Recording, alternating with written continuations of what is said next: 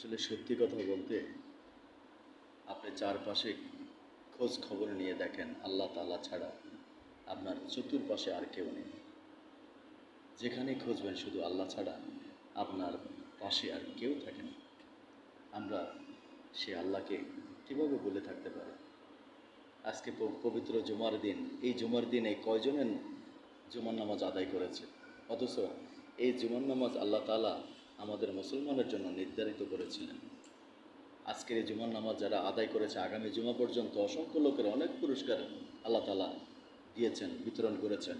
হয়তো আমি আপনি দেখি না, বুঝতে পারি না। আমাদের মতো হতভাগা আর কে আছে দুনিয়াতে? যত কিছুই মনে করেন, আল্লাহ তাআলার সন্তুষ্টি ছাড়া, আল্লাহ তাআলার রহমত ছাড়া, আল্লাহ তাআলার ভালোবাসা ছাড়া কোনো কিছুই করা সম্ভব নয়।